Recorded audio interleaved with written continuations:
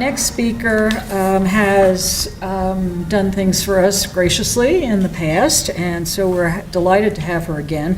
Fonda Steelman is an occupational therapist with over 30 years of practice experience in a variety of settings. Her specialties are geriatrics, low vision rehabilitation, neurological and movement disorders, senior health and wellness, vestibular rehabilitation, and the conditions and diseases she has treated are balance problems, low vision rehabilitation, physical impairment and disability, prevention of falls.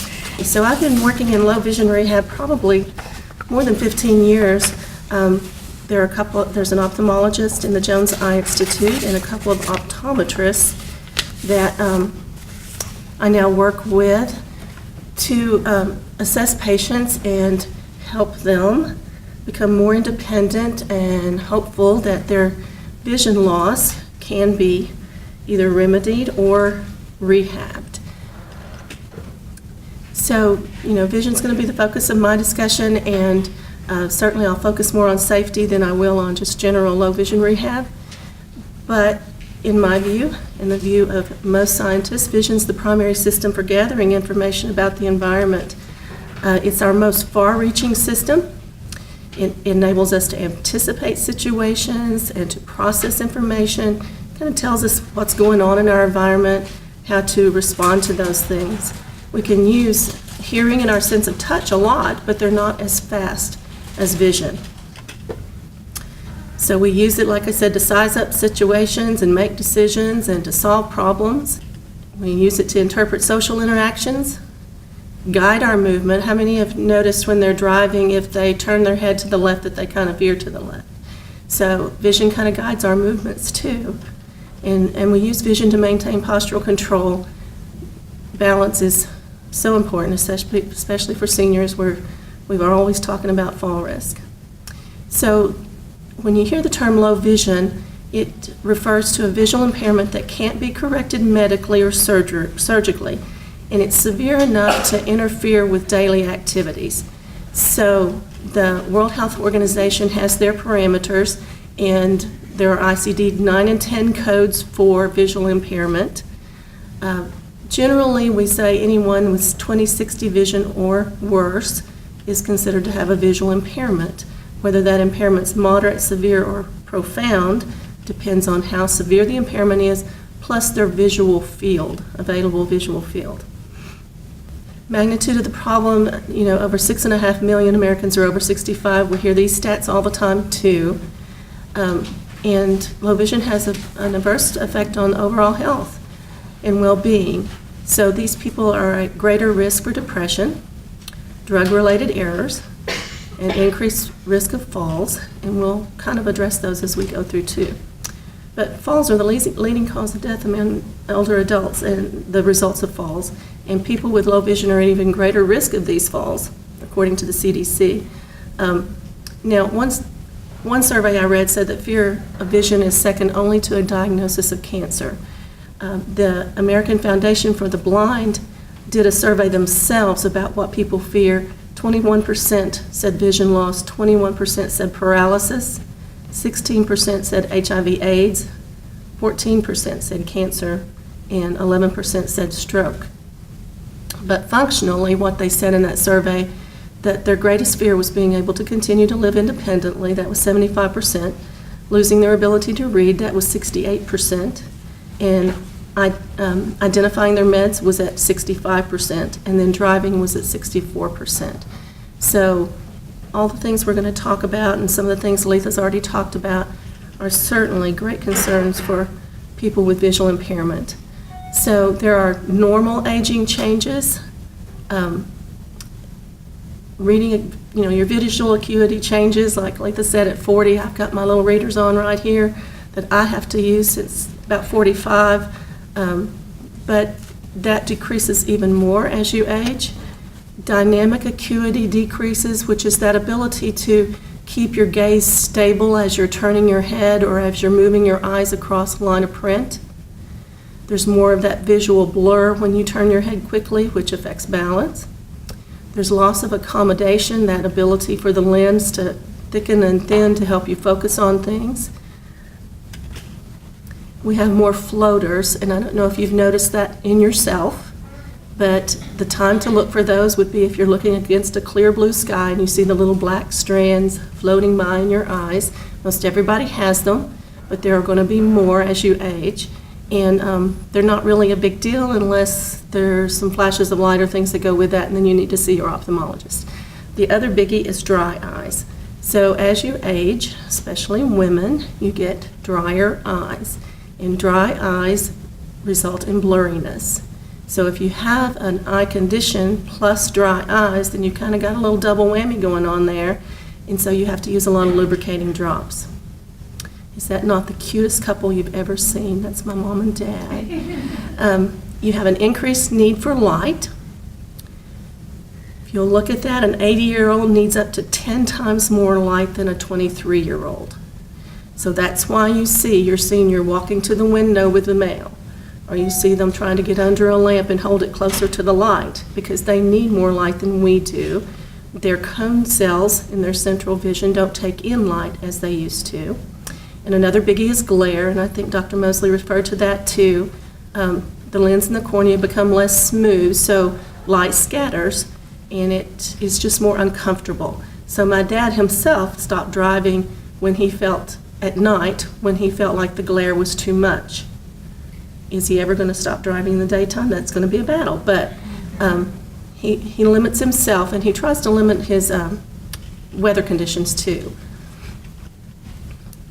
They have a harder time adapting to light and dark. So it's more difficult for them to come in from the yard. Say they've been working in the yard, and you come in and the room is dark.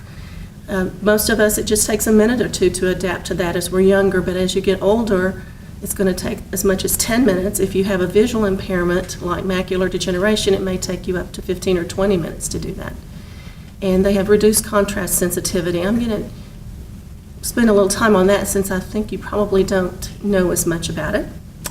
And I'm going to quickly go over these eye conditions. So let's start with macular degeneration. There are other names for this. You hear people call it age-related macular degeneration or atropic macular degeneration. You've also heard the term senile macular degeneration, which just means an aging thing. There are two forms, the chronic and the advanced. Chronic is the dry kind, and it gradually takes your central vision. The wet kind is a bleed, so it can very quickly take your vision. With macular degeneration, Caucasians are more susceptible. It never results in blindness, and that's just one of the things that people are so afraid of. I'm going to go totally blind. No, not with macular degeneration. You'll just lose your central vision. And this is probably the largest group that we see in a low vision clinic. So here's just some pictures for you of the actual eye. I thought you might want to see that. The dry one on the bottom right. You think about the macula being this teeny tiny circle, and that is the way your eye's designed, but when your eye scars from macular degeneration, the scar tissue doesn't take on that perfect circle shape. Scars are kind of ink block shaped, so their vision may look a little spotty, or there'll be pieces missing. And you call those blind spots scotomas. The macular degeneration patient's going to be more sensitive to light, so this light that's shining in my face right now would be very uncomfortable to them. And that slowness to light-dark adaptation we talked about, and that diminished contrast sensitivity. And all of those things are going to affect function. So here's just a real-life picture of macular degeneration for those who like to see things like that. This is functionally how it might appear. This would be a dense scar. Your brain tries to fill in those dark spots. So if you don't have a super dense scar, and it's called a threshold scar, and you're still getting some light, your brain might try to fill that in. So if I look across the room at a couch, I'm not going to see a blank spot. Usually I'm going to see a blurred spot because my brain is trying to, from its memory, capture the whole design of that couch, the whole couch. And here's just some more simulations of that. So you can imagine how frustrating that is if everything you looked at blurred, but your peripheral vision was pretty good, so you spend a whole lot of time looking for a way to see around that spot. Diabetic retinopathy is going to present a little differently. It can take your vision very rapidly, and it does affect different ethnic groups. It can affect the whole retina, just not the macula, not just the macula. It causes varying patterns of vision loss. With macular degeneration, we can say central vision. Diabetic retinopathy can affect the whole retina, so you may have spotty vision in several different areas on the retina, as simulated in that picture. And people with diabetic retinopathy are certainly at much greater risk for open-angle glaucoma. So here are just some simulations of trying to look through diabetic retinopathy. Can you imagine how frustrating that would be to try to read newsprint when multiple pieces of the letters and the words are gone? That's just another simulation. And there it is in an actual slide. Glaucoma is a pressure problem. It starts in the front of the eye, but the result is too much pressure on the optic nerve. So if the optic nerve can't get blood supply because of the pressure, then you're going to lose sight. It works from the periphery in. So definitely, if I've got a patient with glaucoma and macular degeneration, that's a major problem because they're losing peripheral vision, plus they're losing central vision. So it's damage to the optic nerve that's causing the problem. And the optic nerve is designed where the fibers for peripheral vision are on the outside of the nerve and the fibers for central vision are on the inside, and that's why the pressure takes the peripheral first. Definitely a higher incidence in African Americans, and it's a big portion of our patients. And so you may end up with tunnel vision like this simulation. So just thinking about that, we talk about using magnification, but in this instance, if you make things too big, it's going to go outside of their available visual field. There's just some simulations for reading and for looking at the grandkids. And there's a picture of an optic nerve that's had way too much pressure, so the cup is not illuminated. That cup should be illuminated all the way around, and it's just illuminated in the center.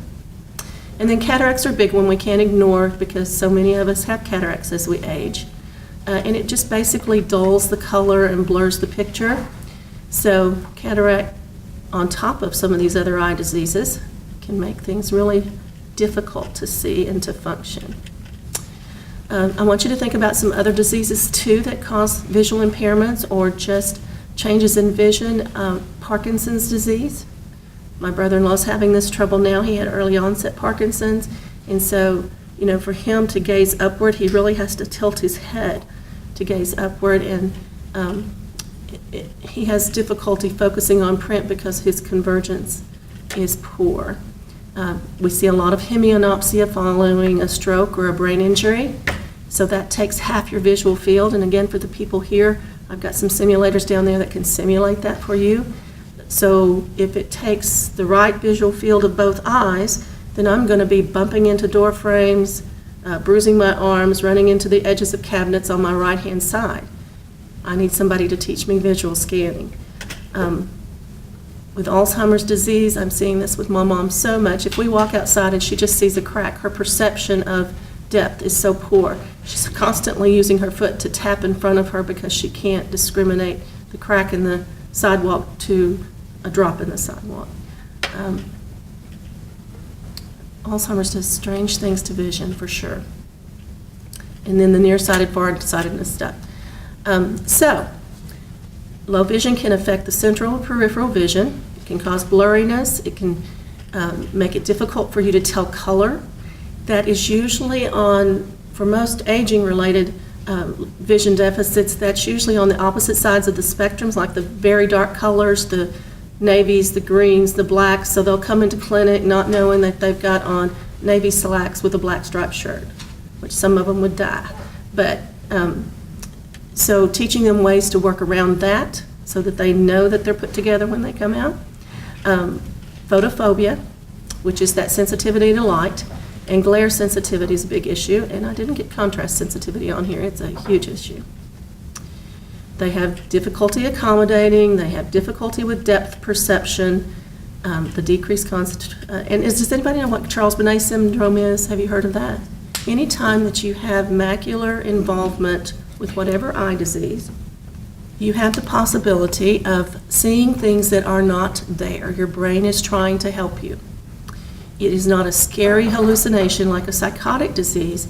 It is something that could have been familiar to you in your past. It may be totally unrelated to anything. I've had patients tell me they've seen puppies running across the yard, or they've seen someone helping their son wash the car and they knew there was no one else out there. I've had people even tell me they see someone standing in the corner. It's not scary to them. They know it's not real. They do hesitate to tell us this when they come to clinic, though, because they're afraid you'll think they are crazy. But it's called Charles-Bonnet syndrome. It's very common. Sometimes it's just lights. So I have some people say they see a starburst, or they'll see a twirling light, and it's just your brain trying to fill in. So let's talk about some of these things that you may not be as familiar with. Contrast sensitivity function is just that ability to see grades in contrast. So if somebody loses that ability, their ability to see a curb is going to be much more difficult. Their ability to see the edge of a step is going to be much more difficult. If they spill water in the floor, they may not be able to see that water. It's important to measure because it makes such a difference in the lives of these low vision patients, especially in community mobility, but safety in the home and outside the home. So there's a picture of just some water on the floor. If someone has a contrast sensitivity problem, the chances of them seeing that are pretty slim. Another thing they all complain about is if I drop a pill, I can never find it because the floor is usually a light color, and most pills are too. Distinguishing facial features, if they talk about not being able to recognize people, and that's embarrassing to them socially. So if somebody approaches you that has light-colored hair and light-colored skin, and unless their eyes are super dark, you're not going to see much about them. If I had super red lipstick on, you might see that, but there's not much contrast to a face. The way we measure that is with contrast sensitivity charts. Polyrobsin is the gold standard, but it's big, and I can't carry that around with me. So I use the Leah numbers really often, and so they have to read through this line of print, and you can see it degrades in contrast. Someone with normal vision, even though this is not a great picture for it, can see all the way to the bottom line. Most of my patients can't get past the second or third line. And so I can actually translate that based on the score that they get. So, for example, if a client sees all numbers, they've got pretty good contrast sensitivity. But, as they start dropping lines, then it's going to make a whole lot more difference in their function. So they've got something with gray print on a yellow background, something that's been copied and copied, that you're trying to provide them for education or through the mail. They're probably not going to be able to see it. Let's talk a little bit about glare, because glare certainly is going to affect mobility. It's going to affect their ability to read and drive. There are three different kinds, just that uncomfortable kind that most of us experience when we walk out in the bright sun. Then there's disability or veiling glare, which is really a scattering of the light. So it causes a definite reduction in your reduction in your ability. And then the dazzling glare, which is the most intense. And some people do experience that based on their eye condition. The glaucoma patients experience that a lot. So even walking into a room with lights like this are going to cause them a whole lot of discomfort and decrease their vision. So some of them even wear, a yellow filter on their eyes indoors, or they may wear a cap or a sun visor to keep those lights from interfering with their mobility. Let's talk a little bit about adaptation to light and dark. If this is slow and you're walking along a sidewalk lined with trees, that is moving from shadow to bright sun, shadow to bright sun, shadow to bright sun, by the time you get 20 or 30 foot down that sidewalk, you're going to be struggling. So this ability to adapt really affects mobility outdoors. It can indoors if you've got a lot of shiny floors, glare on your floors. But think about facial care. You've put your lipstick on for 20 years if you're a woman, so you may remember how to do that. Can you tell if it's smudged if you have a visual impairment? Probably not. Can you see to put eyeliner on if you have a visual impairment? Probably not. So I hear a lot of complaints about that, but I've tried to highlight the things that might be a little more interfering with safety, like identifying bottles and containers. So you're in the shower, you've got your conditioner, you got your shampoo. How do you tell the difference? They're in the same shape bottle, same color bottle. The only thing that's different is that little bitty word on the label. Or you've got 10 different prescriptions sitting on the counter and they all have the same type label on them. Managing your medications, just being able to identify your meds, identify the bottles, but think about someone who needs to monitor their blood sugar or monitor their weight or read labels for items that you pick up at the grocery store, because you've got to know how many carbs are in there. Selecting food is a big one. You know, we're a society of eater-outers, and so people go into a buffet, and how do they know that they're not picking up something that they may be allergic to? How do they identify the mac and cheese from the potatoes from the rice? It's very difficult. So a lot of them will withdraw socially. Here's just another small list of meal prep things. If you can't set your oven dial, do you give up using the oven? Yes. If you can't tell when your food is done, certainly that proposes a health risk, but it also means you may stop cooking like you should. If you're a diabetic, that's a problem. If you can't read the directions on the microwave box, you may overcook or undercook. Reading labels is on here. Expiration dates is a big one. You know, if you can't tell when that milk expired and it was 2 weeks ago, then it's not a good thing to drink it. But if you can't tell, and you can't tell by smell, that could be a danger. They're at a higher risk of minor injuries in the kitchen when they're peeling, chopping, cutting. Shopping. You know, most of them kind of know the layout of the grocery store, but for marketing purposes, the grocery stores change their layout quite often, which is frustrating to me with vision. But you go in one time and 10 times you found it in the same place and now you can't. Reading prices, making change when you're at the register, or even seeing to sign the digital pads now. Gratefully, they don't care what your signature looks like. That helps us a bit.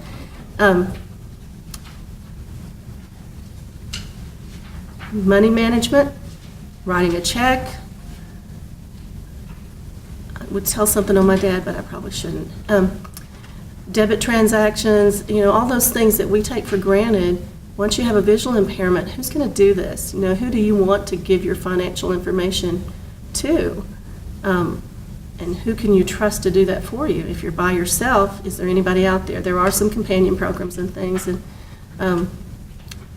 but we have a lot of different ways, and this is just one way of shopping on the right-hand side.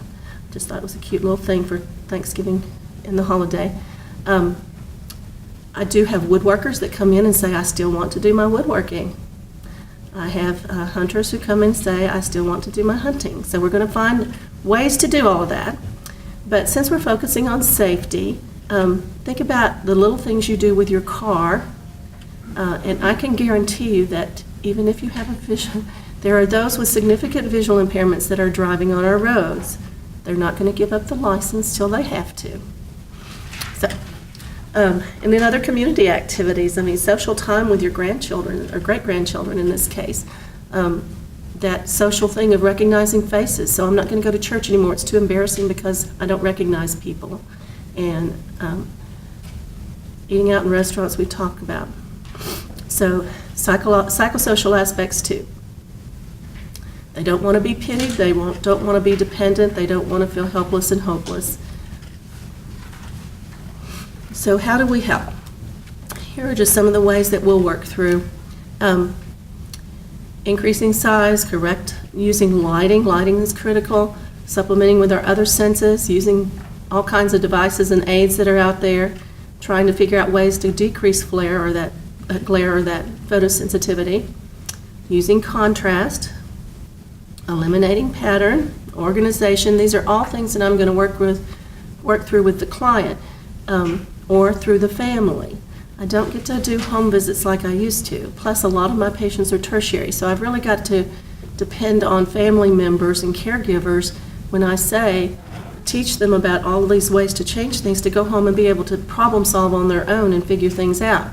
So if I can't get a plug in because I can't see the plug, the plate's the same color as the wall, what do I do to change that? And so hopefully by the time they're finished with me, they'll be able to problem solve through that. Plus they have my email address and phone number. But no matter what we do, we're going to have to use vision first, because it doesn't matter how poor someone's vision is, they're always going to attempt to use it first. So we're going to train. There are different kinds of magnification. Relative distance magnification is if you move closer to an object. So someone complains, I don't know who this is approaching me at church that's talking to me until they get right up in my face. So all that's happened is we've made it bigger, or I can't see my television, so scoot closer. That's an old wives' tale. It doesn't harm your eyes. Then making things bigger, either by writing them bigger or using a handheld magnifier. There's all different ways to do that. How many of you know that the same people who print regular sized checks for the bank also print large print checks? Makes all the difference in the world for someone with a visual impairment. There are all kinds of large print things out there. So the next is angular magnification. That's accomplished by using lenses, making things appear closer to the eye. There are all kinds of those out there that we use. The ones on the top left are called stand magnifiers because you actually stand them on their paper. Excuse me. It helps in a lot of ways in that it holds all that light in, and lighting is so critical. But it also, if someone's got a little bit of a tremor, then it steadies the magnifier too. Because when we get into these high-power magnifiers, just moving a little bit can make you skip a line or skip a word. The ones on the top right are just different kinds of bars and dome magnifiers. They're helpful for some type of eye diseases, but we really need the light in them. So the ones on the bottom right are just, regular magnifiers of higher power. You can buy up to a 2 or maybe a 3 when you're in Barnes & Noble or at the grocery store or Walmart. And they have this little inset that's about this big that's a 4, but you can't read through that. So once they've made it to us, we're using 4, 5, 6, they even go up to 14. There's some hands-free devices and telescopic devices. So let's think about a functional task, maybe shopping. You've gone to the grocery store, you've walked up to the cake mixes, and there are about 50 different kinds, different brands, different flavors. How do we pick that out? Well, you can't go up with a handheld magnifier and get that close. So you might want to use a telescope or binoculars like on the right upper side. And then when you pull it off the shelf, you locate the one you want, use your handheld just to confirm. There are also electronic devices. So this is just it's called CCTV technology. That's the old term. It used to be closed circuit television. That's kind of outdated now. When you think CCTV, you think of security cameras.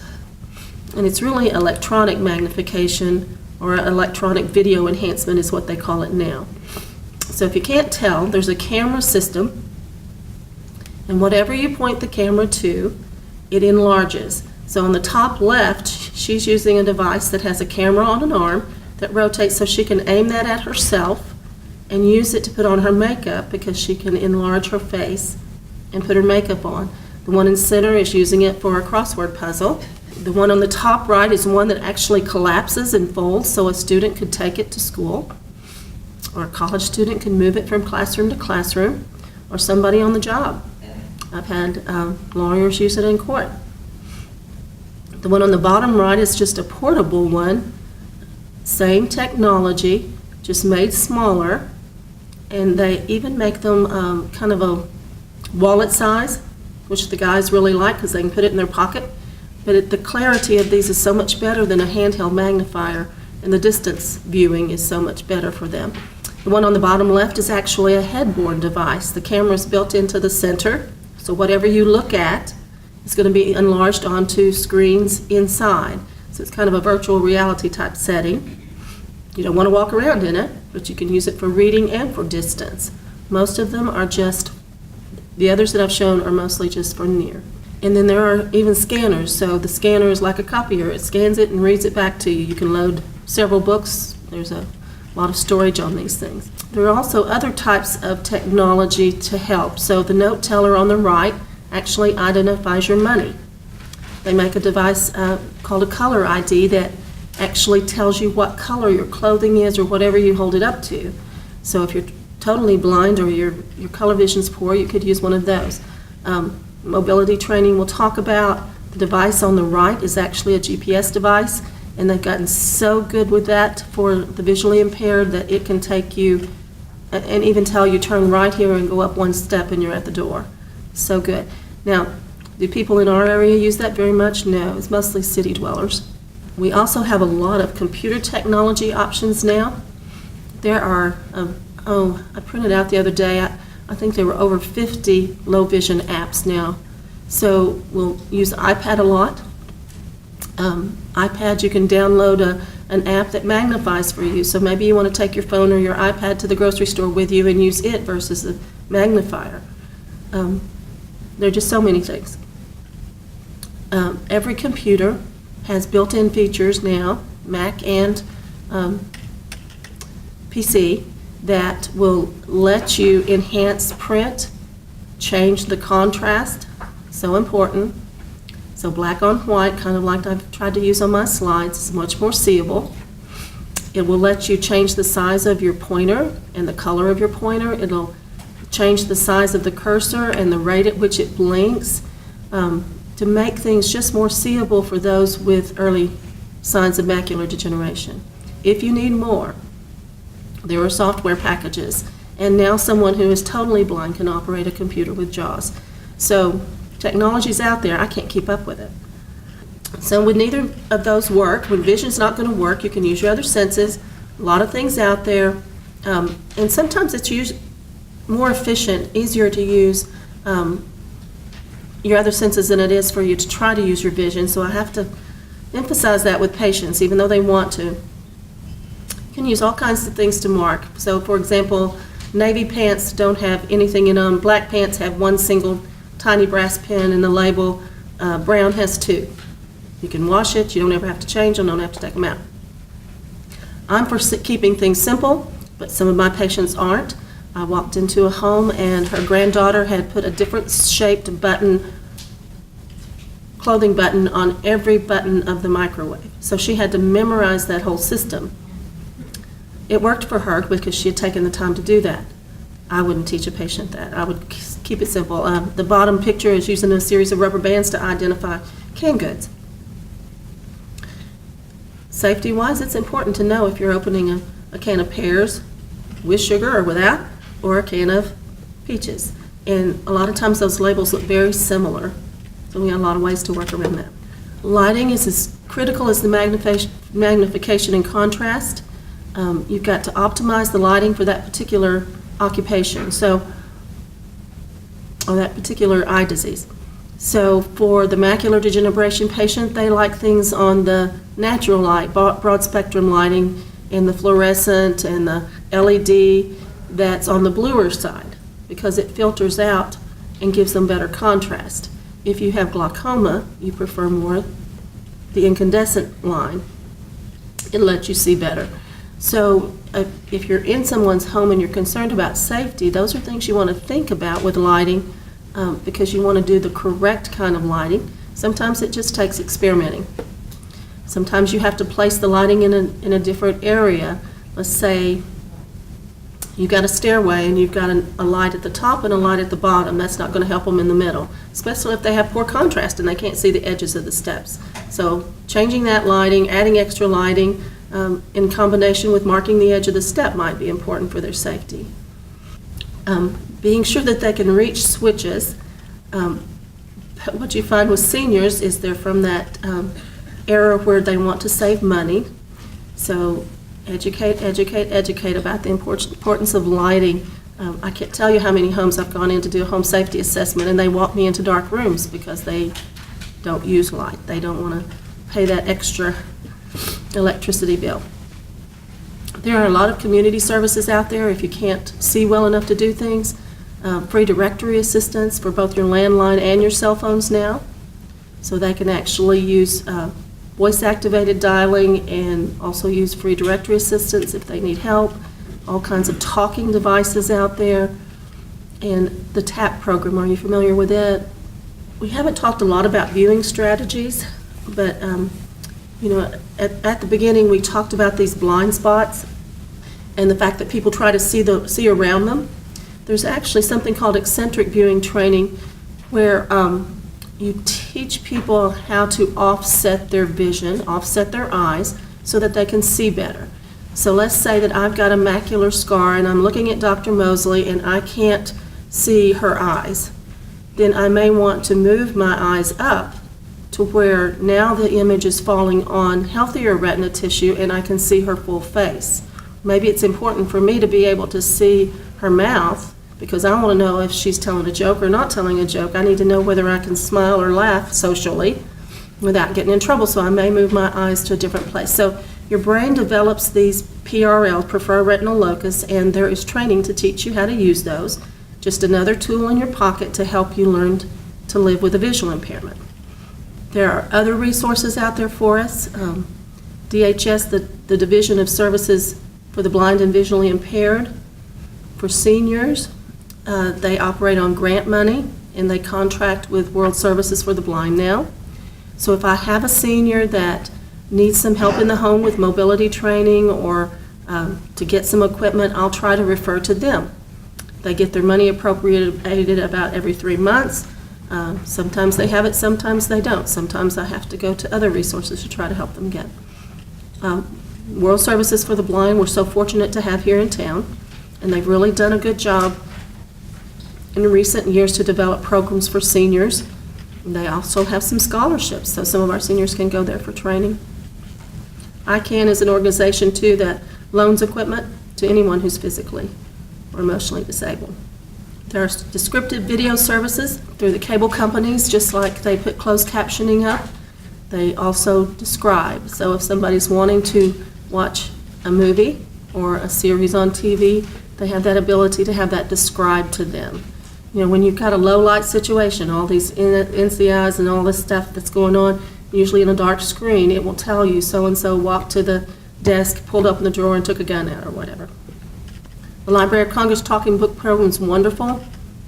Arkansas Information Reading Service is a newspaper reading service that comes over ATN channels now. But it doesn't just read the newspaper several times a day, it does other newsy type magazines too. We've talked about maximizing lighting, but if we're going to speak to safety, and I tried to pull some slides in at the last just to speak specifically to safety. We've talked a little bit about stairways. Inverted lamps will increase the ambient light in the room, so you've got ambient lighting and you've got task lighting. Both are important, but you need to make sure that that light level is consistent through the house, and that's even more important for, say, someone with glaucoma that gets the shadows and the glare. Don't want to use that shiny polish on your floors. Blinds are wonderful to help with reducing glare and changing the light through the day, even though the natural light changes. Certainly, if you've got glare on your TV screen, you want to turn that TV away. So if you have contrast sensitivity function problems, we can do all kinds of things. They really complain a lot about eating. And so if you've got mashed potatoes and corn and a piece of dark meat on your plate, you'll hear them complain about not being able to locate the food, not being able to tell if they've got a huge bite versus no bite on their fork. Again, that makes them withdraw socially because they don't want to go out to eat if they're having trouble eating. They may not be able to tell when they've eaten the last portion. So we use color contrast to, say, put the mashed potatoes and rice in a side dish that's dark and the light dark colored foods on a white plate. You don't want to lay their silverware on a patterned tablecloth or a patterned placemat because you won't be able to find them. Lots of falls occur in the low vision patient when they snag their leg on the edge of the couch or on the edge of the coffee table or some other piece of furniture. And you can just put a colored towel over the edge of contrasting color, and that really helps them to see that better. We can get mobility training in a lot of places. For seniors, it's going to mostly come through the Division of Services for the Blind and Visually Impaired or World Services for the Blind. But again, thinking about seniors who live 3 hours away from Little Rock and can't access that services easily, they're going to depend on others within the home and become more dependent because they're not going to come to World Services for the Blind and stay in the dorm. Dr. Mosley's talked extensively about driving assessment. With most of the eye conditions that come with aging, bioptic driving is not really an option, but for some of the RP drivers and younger drivers, bioptics are a telescopic system. I've got a device here if anybody wants to see it. The telescope is mounted on glasses. I had a picture earlier, and the client has to learn to drive, to read signs and things like that in the distance by dipping their head, looking through the telescope, and getting back to their glasses. So there's a lot of training with that, but Arkansas is one state that does allow it. Law changes from state to state. We happen to live in a state where the requirements for driving are pretty vague about vision. I think it says one eye has to be better than 20/50, and you have to have a certain degree of visual field. So only the physician can determine if a patient qualifies. We don't have to report. Nobody has to report if there's a visual impairment. Only person who can tell you to stop driving is the state trooper who pulled you over and figured it out. Then they send you to the doctor. Then the judge sends you to the doctor, and it's a long, drawn-out process. In Arkansas, you can get a license for 4 years. I've also had patients come in and describe going to jumping from revenue department to revenue department until they find somebody who helps them pass the vision test. They're out there. And Arkansas doesn't have a great system for alternative transportation, especially in the rural areas. I'm sure you guys have discussed that at these forums before. It's getting a little bit better, but not great. So, how can we manage medicine? Here's just some examples. I teach them to put a dark towel or something under their meds when they're taking them out of the containers. That way, a pill doesn't drop as easily to the floor. Plus, it's easier to identify using contrast. The one in top left is a prescription identifier. You program it and you stick the bottle in there and it tells you what you've got there. We can use tactile markings or larger print, like on the bottom right. Some pharmacies, I think that's Target in the top right, that prints some labels larger, which is helpful, and high contrast, the black on the white. The thing in the center is actually a company called Pill Pack that will pack your pills for you. It comes on a roll in a dispenser. Nurses probably know more about that. There's a pharmacy in Batesville. I have had a couple of patients use them who package them in little bubble packs by day. So ways to work around it. Health-wise, you've got talking everything these days. So I can easily teach a diabetic how to even get the blood sample on the strip and to monitor their blood pressure, their weight, everything with a visual impairment. So we've got ways to make them safer there for sure.